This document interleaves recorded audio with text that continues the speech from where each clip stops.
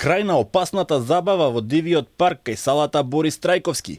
Полиција, пазарни и градежни инспектори, како инспектори од УЈП, синоќа упаднаа во паркот за да проверат како една мала фирма од Чаир, без никаква дозвола и безбедносни стандарди, поставила ризичен рингишпил.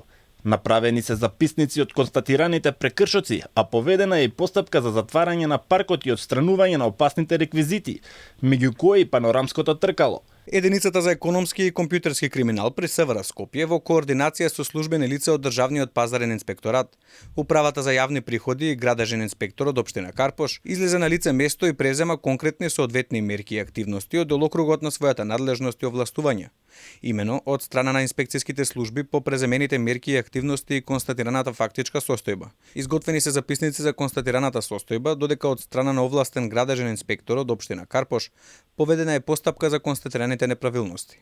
Пошто ќе бидат преземени конкретни мерки во насока на отстранување на истите, престанување со вршење на активноста, како и дислоцирање на реквизитите. Екипата на Алфа беше на терен. Во моментот паркот не работеше.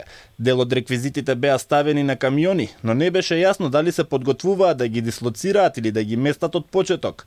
Работниците кои ги затекнавме на лице место не сакаа да коментираат ништо. Ни рекоа дека организаторот на забавниот парк не бил тука и дека наводно средувал документи на царина. Претходно за дел од медиумите се правдаа дека реквизитите им се нови и дека ги имаат сите потребни сертификати и лиценци за работа.